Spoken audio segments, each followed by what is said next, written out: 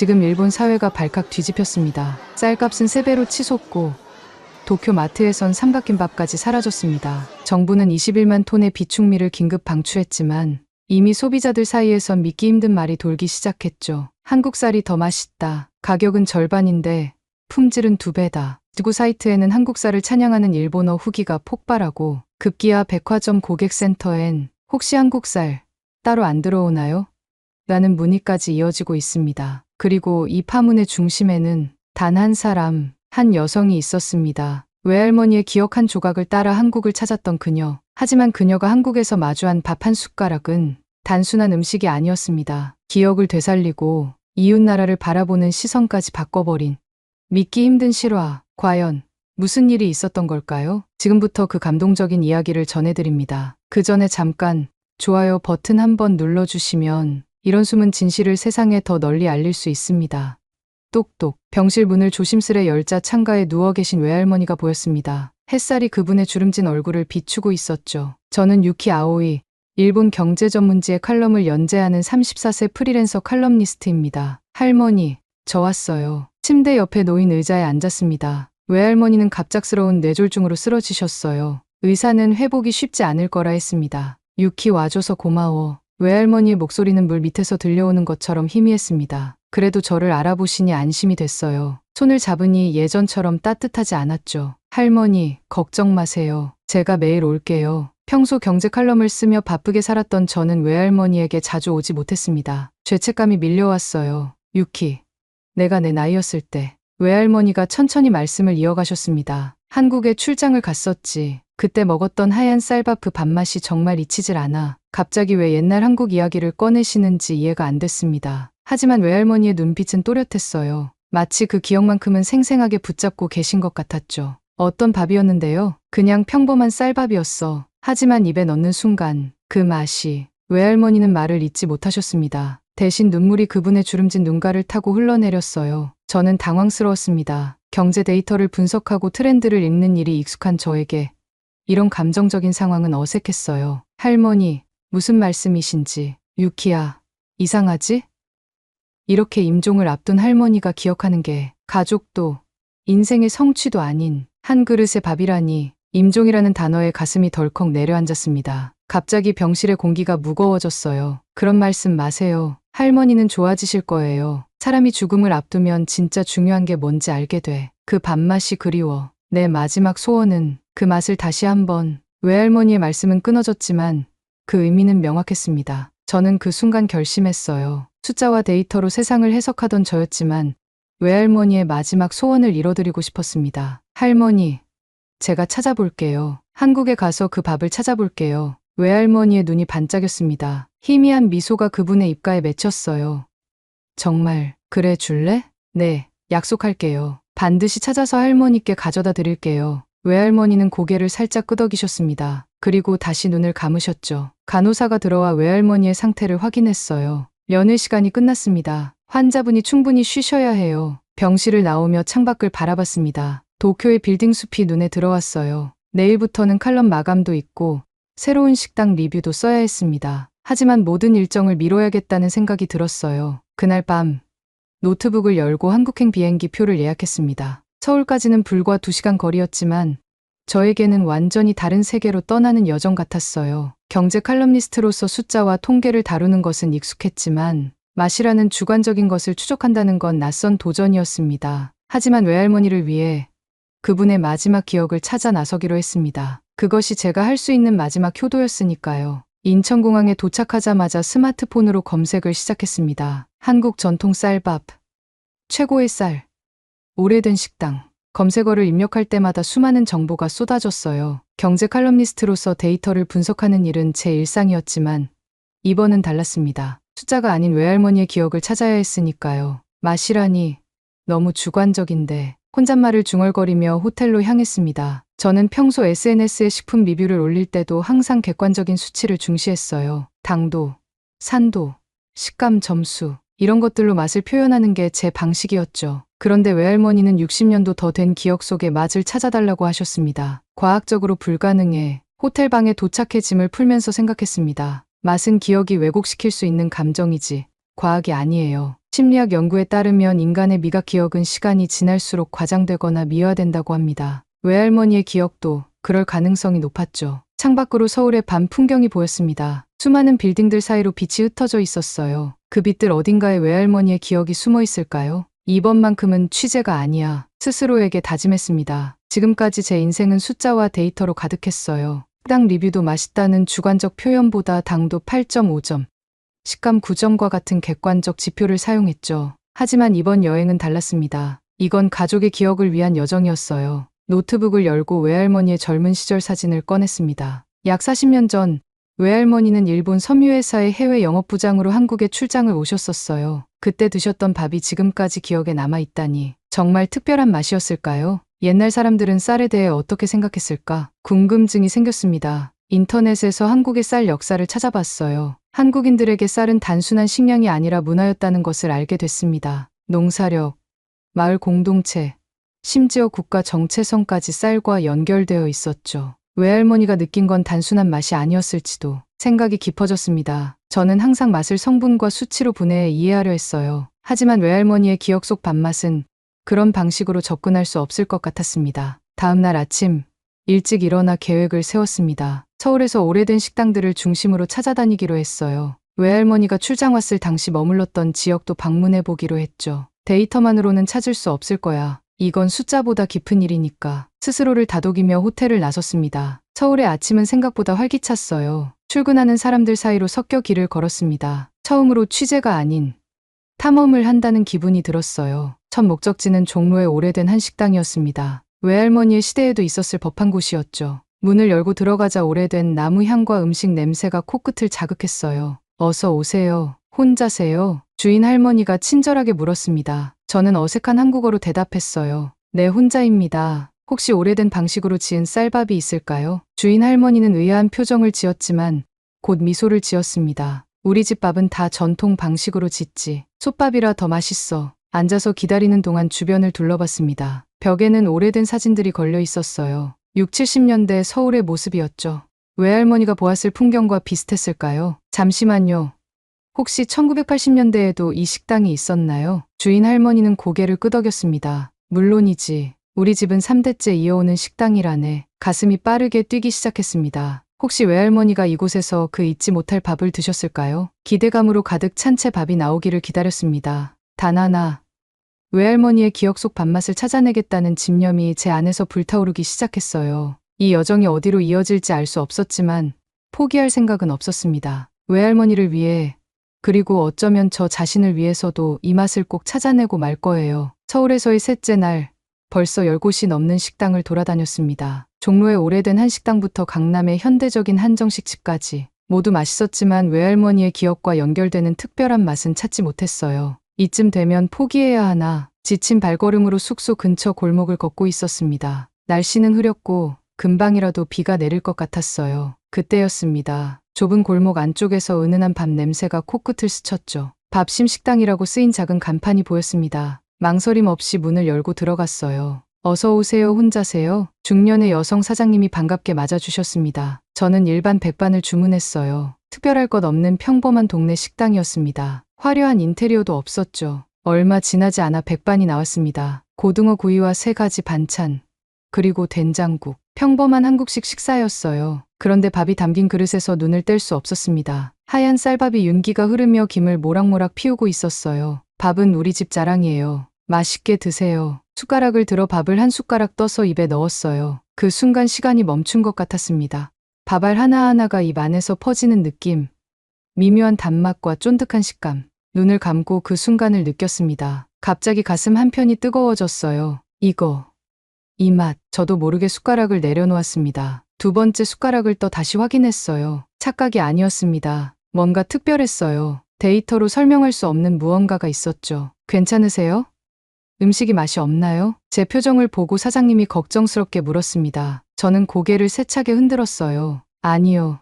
너무 맛있어서. 놀랐어요. 혹시 이 쌀이 특별한 건가요? 특별하다면 특별한 거죠. 우리 집 쌀은 AI 스마트 농장에서 재배한 거예요. 최신 기술로 키운 쌀인데 옛날 맛을 그대로 재현했다고 하더라고요. AI 스마트 농장이요? 의아했습니다. 최첨단 기술과 옛날 맛이라는 개념이 어울리지 않았어요. 그런데 방금 먹은 밥의 맛은 분명 특별했습니다. 네, 요즘 신기술이 많잖아요. 토양 상태부터 물 온도, 햇빛 양까지 전부 조절해서 쌀을 키운대요. 그런데 목표가 신기하게도 추억의 맛을 재현하는 거라고 하더라고요. 사장님의 설명을 들으며 계속 밥을 먹었습니다. 그러자 갑자기 어린 시절 외할머니 집에서 보냈던 여름휴가가 생각났어요. 외할머니가 지어주신 밥, 그때의 기억이 선명하게 떠올랐습니다. 눈시울이 뜨거워졌어요. 데이터와 숫자로 세상을 바라보던 저였는데 한 그릇의 밥에 이렇게 감정적으로 반응하다니 스스로가 낯설었습니다. 식사를 마치고 계산하면서 물었어요. 혹시 이 쌀 어디서 구할 수 있을까요? 서울 근교에 있는 스마트팜에서 직접 사올 수 있어요. 아니면 온라인으로도 주문 가능하고요. 박스 하나 드릴까요? 사장님은 작은 쌀 포장을 건네주셨습니다. 기억을 담은 쌀이라고 쓰여 있었어요. 호텔로 돌아와 노트북을 열었습니다. AI 스마트 농장 쌀에 대해 검색하기 시작했어요. 이제 진짜 추적이 시작된 겁니다. AI 스마트 농장. 검색 결과는 흥미로웠습니다. 서울 근교에 위치한 이 농장은 최첨단 기술로 쌀을 재배하고 있었어요. 드론으로 작물 상태를 모니터링하고 토양 수분 센서로 물 공급을 조절하며 인공지능이 기후 데이터를 분석해 최적의 재배 환경을 만든다고 했습니다. 이건 농사가 아니라 알고리즘이네. 경제 칼럼니스트로서 이런 기술 혁신은 익숙했습니다. 하지만 왜 하필 옛날 맛을 재현하는데 이 기술을 사용하고 있는 걸까요? 더 많은 정보가 필요했어요. 바로 농장 방문을 예약했습니다. 다음 날 아침, 서울 외곽으로 향하는 택시 안에서 창밖을 바라봤습니다. 도시의 빌딩들이 점점 줄어들고 녹색 풍경이 눈에 들어왔어요. 택시 기사님과 대화를 시도했습니다. 한국 쌀이 특별한가요? 기사님은 백미러로 저를 흘깃 보더니 웃으셨어요. 외국 분이시네요. 한국인에게 쌀은 그냥 음식이 아닙니다. 역사죠. 그 말에 흥미가 생겼습니다. 기사님은 계속 이야기했어요. 예전엔 마을마다 방앗간이 있었어요. 가을이면 방앗간에 쌀을 찌우러 가는 게 큰 행사였죠. 그때 나는 쌀 냄새가 지금도 생각나요. 기사님의 목소리에서 향수가 느껴졌습니다. 외할머니도 비슷한 기억을 갖고 계신 걸까요? 스마트 농장에 도착했습니다. 현대적인 건물과 넓은 비닐하우스가 보였어요. 안내데스크에서 자신을 소개하자 젊은 연구원이 나와 저를 맞이했습니다. 아오이 씨, 일본에서 오셨군요. 저희 농장에 관심 가져주셔서 감사합니다. 연구원의 이름은 김민수였습니다. 그는 농장의 시스템과 기술을 설명해주기 시작했어요. 저희는 단순히 쌀을 재배하는 게 아니라 시간을 재배한다고 생각합니다. 의아한 표정을 지었더니 김민수 연구원이 웃으며 설명을 이어갔어요. 쌀은 재배 환경에 따라 맛이 완전히 달라집니다. 수온, 일조량, 토양 성분, 이 모든 것이 맛에 영향을 미치죠. 저희는 빅데이터를 활용해 과거 특정 시기의 환경 조건을 재현하고 있어요. 견학을 시작했습니다. 농장은 생각보다 훨씬 첨단 시설이었어요. 드론이 비닐하우스 위를 날아다니며 식물 상태를 모니터링했고 로봇이 자동으로 물을 주고 있었습니다. 이건 수분 센서예요. 토양의 습도를 실시간으로 측정해 최적의 수분 상태를 유지합니다. 김민수 연구원은 자랑스럽게 설명했습니다. 저는 고개를 끄덕였지만 한편으로는 의문이 들었어요. 이렇게 첨단 기술로 만든 쌀이 어떻게 옛날 맛을 낼 수 있는 거죠? 그러자 김민수 연구원은 잠시 생각하더니 대답했습니다. 기술과 전통이 반대라고 생각하시나요?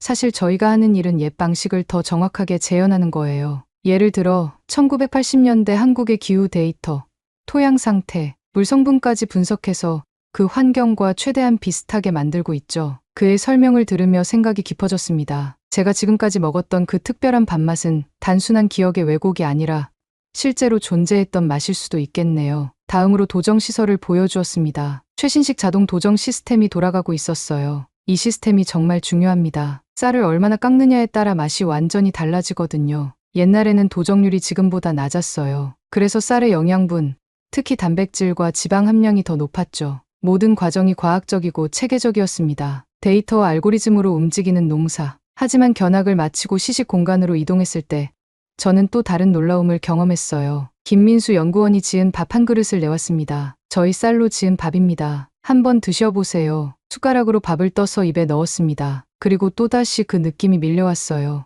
어제 식당에서 느꼈던 그 특별한 맛, 그리고 그 맛이 불러일으키는 감정. 외할머니와 함께했던 어린 시절의 기억들이 파도처럼 밀려왔습니다. 이상하죠? 많은 분들이 이 밥을 먹고 비슷한 반응을 보이세요. 특히 연세 드신 분들은 눈물을 흘리시기도 해요. 눈을 떠 김민수 연구원을 바라보았습니다. 그의 말이 맞았어요. 이 맛은 단순한 맛이 아니라 기억을 불러일으키는 무언가가 있었습니다. 과학적으로 설명할 수 있나요?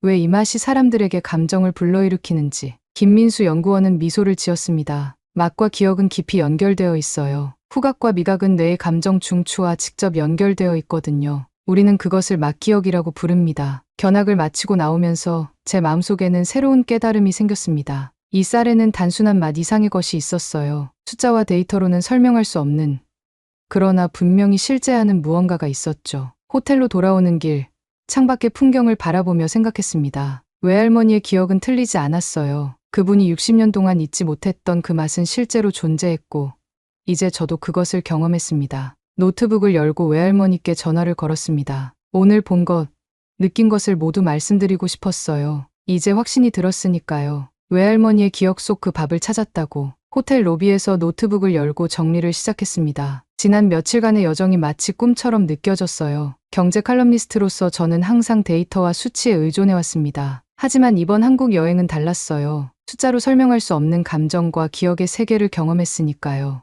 AI 스마트 농장을 다시 방문해봐야겠어. 결심했습니다. 이번에는 더 깊이 알아보고 싶었어요. 외할머니께 드릴 쌀도 구입해야 했고, 농장 대표와도 직접 이야기를 나눠보고 싶었습니다. 다음 날 아침, 다시 서울 근교로 향했습니다. 어제와 달리 오늘은 햇살이 밝게 비치고 있었어요. 마치 제 마음을 반영하듯 맑은 날씨였습니다. 농장에 도착하자 어제와는 다른 분위기가 느껴졌어요. 사람들이 분주하게 움직이고 있었습니다. 입구에서 안내를 받고 농장 내부로 들어갔어요. 아, 다시 오셨군요. 반갑습니다. 어제 만났던 김민수 연구원이 반갑게 인사했습니다. 그는 오늘은 농장 대표를 만날 수 있다고 했어요. 대표님이 외국 언론인이 방문했다는 소식을 듣고 직접 만나보고 싶어 하세요. 대표실로 안내받으며 주변을 살펴봤습니다. 벽면에는 여러 상장과 인증서가 걸려 있었어요. 그중 눈에 띄는 문구가 있었습니다. 기억을 바꾸는 밥. 그 문구 앞에서 잠시 멈춰 서자 김민수 연구원이 설명했어요. 저희 농장의 모토입니다. 단순히 맛있는 쌀이 아니라 사람들의 기억에 남는 쌀을 만들자는 의미죠. 대표실에 들어서자 50대 중반으로 보이는 여성이 반갑게 맞아주었습니다. 박지연 대표였어요. 일본에서 오셨다고요? 특별히 저희 쌀에 관심을 가지신 이유가 있으신가요? 저는 솔직하게 외할머니의 이야기를 들려드렸습니다. 외할머니의 마지막 소원, 40년 전 한국에서 맛보았던 잊지 못할 밥맛을 찾는 여정. 박지연 대표는 진지하게 경청했어요. 정말 감동적인 이야기네요. 할머니의 기억을 찾아 이렇게 먼 길을 오셨다니. 대표의 눈빛이 따뜻했습니다. 그녀는 저를 따로 준비된 방으로 안내했어요. 작은 식탁이 있는 공간이었습니다. 특별히 준비한 밥상입니다. 저희 쌀로 지은 밥과 간단한 반찬들이에요. 테이블에 앉아 밥을 한 숟가락 떴습니다. 어제와 마찬가지로 그 특별한 맛이 느껴졌어요. 하지만 오늘은 더 깊은 감정이 밀려왔습니다. 외할머니와 함께했던 모든 순간들, 그분의 따뜻한 미소, 부드러운 손길, 모든 기억이 선명하게 떠올랐어요. 왜 이 쌀이 이렇게 다른 걸까요? 박지연 대표에게 물었습니다. 그녀는 잠시 생각하더니 대답했어요. 맛이요? 기억을 설계했으니까요. 의아한 표정을 지었더니 대표는 설명을 이어갔습니다. 우리는 단순히 쌀을 재배하는 게 아니라 특정 시대의 맛을 재현하고 있어요. 1980년대 한국의 기후, 수분, 토양 성분, 수확 시기까지 그 시절의 맛을 과학적으로 분석하고 재현했거든요. 놀라웠습니다. 기술로 기억을 재현한다니. 이건 단순한 농업 혁신이 아니었어요. 감성과 기술의 결합이었습니다. 그런데 왜 하필 옛날 맛인가요? 더 맛있는 새로운 품종을 개발할 수도 있었을 텐데. 박지연 대표는 미소를 지었습니다. 요즘 많은 사람들이 옛날 맛을 그리워해요. 특히 어르신들은 현대 쌀이 예전만 못하다고 말씀하시죠. 객관적으로는 오늘날의 쌀이 더 깨끗하고 균일한데도 말이에요. 그래서 궁금했어요. 정말 옛날 쌀이 맛있었던 걸까? 아니면 그때의 기억이 맛있었던 걸까? 박지연 대표의 말에 공감이 갔습니다. 저도 똑같은 의문을 품고 있었으니까요. 그래서 시작했어요. 옛 시대별 쌀의 맛을 재현하는 프로젝트를. 처음에는 단순한 호기심이었지만 이제는 많은 사람들에게 의미 있는 일이 됐어요. 특히 치매 환자분들이 이 밥을 드시고 옛 기억을 떠올리시는 경우도 있거든요. 감동적이었습니다. 기술이 단순히 효율성을 높이는 것이 아니라 사람들의 기억과 감성을 되살리는 데 쓰이고 있다니. 저는 외할머니를 생각했어요. 그분도 이 밥을 드시면 옛 기억을 더 선명하게 떠올리실까요? 외할머니께 드릴 쌀을 살 수 있을까요? 물론이죠. 특별히 포장해 드릴게요. 일본으로 가져가실 수 있도록 검역 증명서도 준비해 드리겠습니다. 자리에서 일어나 농장을 더 둘러봤습니다. 이제 확신이 들었어요. 외할머니의 기억은 틀리지 않았습니다. 그분이 60년 동안 잊지 못했던 그 맛은 실제로 존재했고 지금 이 농장에서 재현되고 있었어요. 박지연 대표와 작별 인사를 나누며 물었습니다. 혹시 이 이야기를 제 칼럼에 써도 될까요? 일본 독자들에게 이 특별한 쌀과 기억의 이야기를 들려주고 싶어요. 물론이죠. 많은 사람들이 이 이야기를 알게 되면 좋겠어요. 음식은 단순한 영양분이 아니라 기억과 감정을 담는 그릇이니까요. 호텔로 돌아오는 길, 가방 속에 쌀 포장을 만지작거렸습니다. 이제 외할머니께 가져갈 선물이 생겼어요. 단순한 쌀이 아니라 그분의 소중한 기억을 담은 선물을요. 도쿄 하네다 공항에 내리자마자 병원으로 향했습니다. 가방 속에는 소중히 포장된 한국 쌀이 들어있었어요. 병실로 들어서자 외할머니는 여전히 창가에 누워 계셨습니다. 조금 더 야위어 보이셨지만 저를 보시자 밝게 웃으셨어요. 유키 돌아왔구나. 네, 할머니 돌아왔어요. 그리고 가져왔어요. 할머니가 찾으시던 그 밥을. 외할머니의 눈이 커졌습니다. 믿기지 않는다는 표정이었어요. 정말? 내가 그걸 찾았다고? 네, 찾았어요. 할머니의 기억은 정확했어요. 가방에서 쌀 포장을 꺼내 보여드렸습니다. 기억을 담은 쌀이라는 한글 문구가 쓰인 포장을 보시더니 외할머니는 떨리는 손으로 만지셨어요. 간호사에게 이 쌀로 밥을 해달라고 부탁드릴게요. 내일 아침에 할머니께 가져다 드릴 수 있을 거예요. 호텔로 돌아와 노트북을 열었습니다. 한국에서의 경험은 단순한 개인적 여정이 아니었어요. 이건 하나의 이야기, 많은 사람들과 나눌 가치가 있는 이야기였습니다. 창밖으로 도쿄의 밤 풍경을 바라보며 키보드를 두드리기 시작했어요. 평소와는 다른 글이 나왔습니다. 경제 칼럼니스트로서 항상 데이터와 통계, 객관적 사실만을 다뤄왔지만 이번엔 달랐어요. 제 감정, 외할머니의 기억, 그리고 그 특별한 밥맛에 대한 이야기가 글 속에 흘러넘쳤습니다. 쌀밥 한 숟가락이 사람의 기억을 되돌릴 수 있다는 걸 믿게 됐다. 제목을 붙이고 글을 완성했습니다. 평소처럼 경제지에 보내지 않고 제 개인 SNS에 먼저 올렸어요. 사람들의 반응이 궁금했습니다. 이렇게 감성적인 글이 어떻게 받아들여질지. 다음 날 아침 병원으로 향했습니다. 간호사에게 부탁해 한국 쌀로 지은 밥을 준비해달라고 했어요. 작은 전기밥솥으로 지은 밥이었지만 그 향기는 특별했습니다. 병실에 들어서자 외할머니는 벌써 깨어 계셨어요. 오늘따라 생기가 돌아 보이셨습니다. 할머니, 약속한 밥 가져왔어요. 작은 밥 공기를 건네드렸습니다. 외할머니는 떨리는 손으로 숟가락을 들었어요. 천천히 밥을 한 숟가락 떠서 입에 넣으셨죠. 그리고 외할머니가 멈추셨습니다. 눈을 감고 그 순간을 느끼시는 것 같았어요. 천천히 눈을 뜨시자 눈물이 그분의 주름진 뺨을 타고 흘러내렸습니다. 그래, 이거였어. 나 이 밥이었어. 이게 내 마지막 기억이었어. 저도 모르게 눈물이 흘렀습니다. 숫자와 데이터로 세상을 보던 경제 칼럼니스트가 한 그릇의 밥 앞에서 울고 있었어요. 이상했지만 부끄럽지 않았습니다. 유키야, 고마워. 이 할머니의 마지막 소원을 들어줘서. 외할머니의 손을 꼭 잡았습니다. 우리는 말없이 그 순간을 함께 했어요. 단순한 음식이 아니라 기억과 감정이 담긴 순간을 말이죠. 병원을 나와 스마트폰을 확인했습니다. 놀랍게도 제 SNS 포스팅이 폭발적인 반응을 얻고 있었어요. 수천 개의 좋아요와 공유, 그리고 수백 개의 댓글이 달려 있었습니다. 저도 한국 쌀 먹어보고 싶어요. 할머니 생각이 나네요. 어디서 살 수 있나요? 저도 한국에서 먹어본 적 있는데 정말 달랐어요. 일본 SNS에서 제 이야기가 빠르게 퍼지고 있었습니다. 많은 사람들이 공감했고 그들도 비슷한 경험을 나누고 싶어 했어요. 게다가 글을 본 여러 언론사에서 인터뷰 요청이 들어오기 시작했습니다.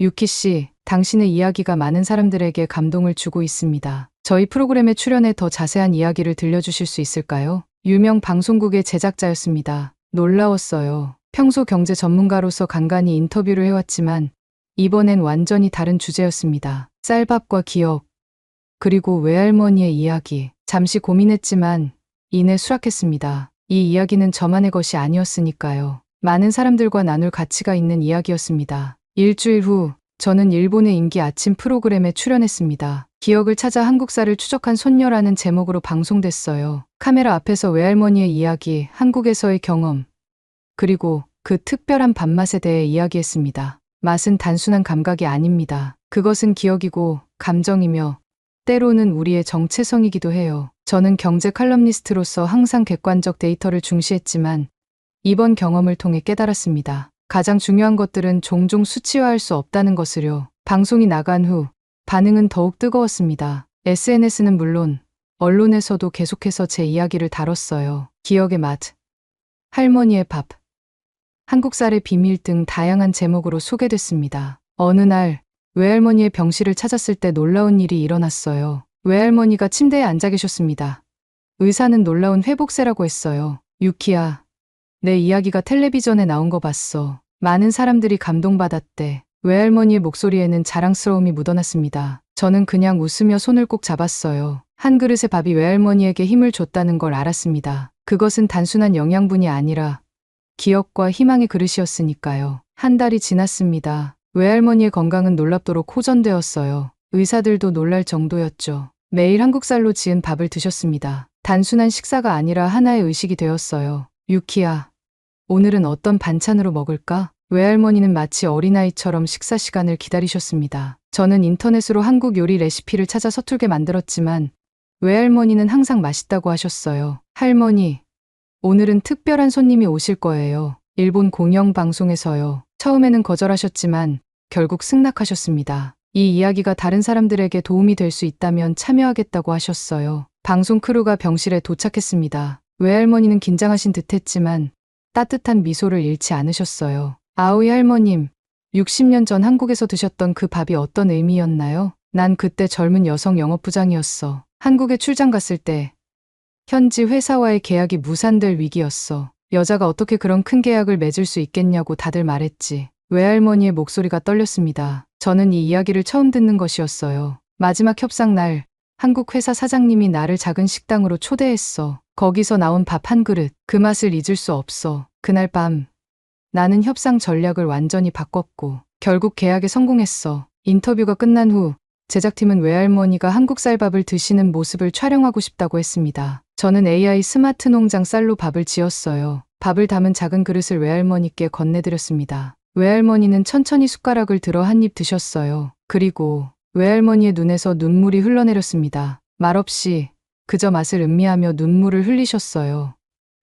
그래, 이거였어. 나 이 밥이었어. 이게 내 마지막 기억이었어. 카메라가 그 한마디를 담았습니다. 저도 그 순간 울음을 참지 못했어요. 경제 칼럼니스트로서 항상 감정을 억제해왔지만 그날만큼은 모든 감정이 솟구쳤습니다. 다큐멘터리는 일주일 후 방영되었습니다. 외할머니의 기억을 찾아 한국쌀에 무너지다 라는 제목의 이 다큐멘터리는 일본 전역에 감동의 물결을 일으켰어요. SNS는 폭발했습니다. 수많은 사람들이 자신의 잊을 수 없는 맛, 이야기를 공유하기 시작했어요. 할머니께 한국쌀 선물해 드렸더니 울으셨어요. 저도 한번 먹어보고 싶어요. 일본 각지의 언론에서 연락이 왔습니다. 라디오, TV, 잡지, 모두 이 이야기를 다루고 싶어 했어요. 제 개인 SNS 팔로워는 하루 만에 10배 이상 늘었습니다. 어느 날, 한 대형 방송사에서 특별한 제안이 들어왔어요. 아오이 씨, 기억의 맛을 찾아서라는 새로운 프로그램을 기획 중입니다. 진행자로 참여해 주실 수 있을까요? 외할머니와 상의했습니다. 그분은 웃으시며 말씀하셨어요. 가렴, 유키야. 내가 찾은 건 쌀이 아니라 내 진짜 목소리였어. 다음 날, 저는 그 제안을 수락했습니다. 그리고 기쁜 소식이 하나 더 있었어요. 의사가 외할머니의 퇴원을 허락했습니다. 할머니, 이제 집으로 가요. 매일 맛있는 한국쌀밥 해드릴게요. 외할머니는 미소를 지으셨습니다. 그 미소 속에는 60년의 시간을 뛰어넘는 기억과 희망이 담겨 있었어요. 한 그릇의 밥이 만들어낸 기적이었습니다. 6개월이 지났습니다. 가을 햇살이 창문으로 들어오는 오후. 저는 노트북 앞에 앉아 새 프로그램 대본을 검토하고 있었어요. 기억의 맛을 찾아서는 이제 일본에서 가장 인기 있는 다큐멘터리 프로그램 중 하나가 되었습니다. 태국의 코코넛 수프, 이탈리아의 시골 파스타, 베트남의 쌀국수. 각 나라의 기억의 맛을 찾아 떠나는 여정은 많은 시청자들의 공감을 얻었어요. 하지만 그 시작은 외할머니와 한국쌀이었죠. 유키, 뉴스 봤어? 외할머니가 거실에서 불렀습니다. 퇴원 후 외할머니는 제 아파트에서 함께 지내고 계셨어요. 건강도 많이 좋아지셨습니다. 뉴스에서는 놀라운 소식을 전하고 있었어요. 일본의 몇몇 학교에서 한국산 쌀을 급식에 시험적으로 도입한다는 내용이었습니다. 기억의 맛 프로젝트의 일환으로 아이들에게 다양한 맛의 경험을 제공하는 교육 프로그램이었어요. 내 이야기가 이런 변화를 만들다니. 외할머니는 감격스러워 하셨습니다. 저도 놀라웠어요. 단순한 개인적 여정이 사회적 변화로 이어지다니. 경제 칼럼니스트였던 제가 상상할 수 없었던 일이었습니다. 스마트폰을 열어 소식을 확인했어요. SNS에는 학교 급식 프로그램에 대한 학부모들의 반응이 넘쳐났습니다. 아이가 오늘 처음으로 밥이 맛있었어요라고 했어요. 우리 할머니께서 급식 한국쌀밥 맛보고 싶다고 하셔서 함께 학교 방문했어요. 더 놀라운 소식도 있었습니다. 도쿄에서 열리는 농업 박람회에서 기억 기반 스마트팜 기술이 중요한 토론 주제로 선정되었다는 거예요. 한국의 AI 스마트 농장 관계자들도 초청된다고 했습니다. 유키야, 내 다음 프로그램은 어디로 가니? 외할머니가 물으셨습니다. 저는 미소 지었어요. 한국이요. 할머니, 다시 그 밥심 식당에 가보려고요. 그리고 이번에는 할머니도 함께 가요. 외할머니의 눈이 반짝였습니다. 의사도 외할머니의 짧은 해외여행을 허락했어요. 외할머니의 소원이 또 하나 이루어지는 순간이었습니다. 일주일 후, 우리는 서울에 도착했습니다. 촬영팀과 함께였지만 이건 단순한 프로그램 촬영이 아니었어요. 외할머니의 오랜 꿈을 이루는 여정이었습니다. 그 골목, 그 식당을 다시 찾았습니다. 밥심 식당은 여전히 그 자리에 있었어요. 문을 열고 들어서자 사장님이 반갑게 맞아주셨습니다. 어머, 그 일본 기자 아니세요? 텔레비전에서 봤어요.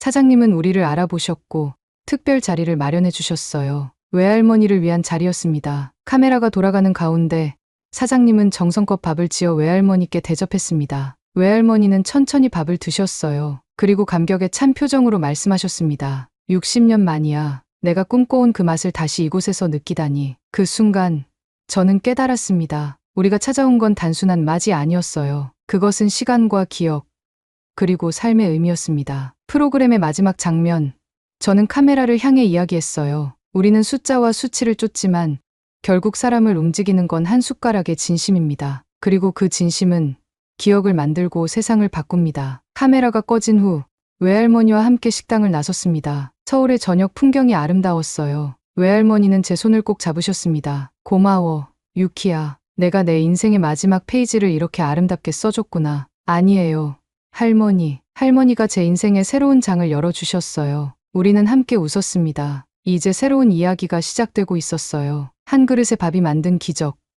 그리고 그 기적이 퍼져나가는 이야기. 이것이 우리의 진짜 맛이었습니다. 오늘 사연은 여기까지입니다. 여러분들의 구독과 좋아요는 영상 제작에 큰 힘이 됩니다. 긴 영상 시청해 주셔서 감사합니다.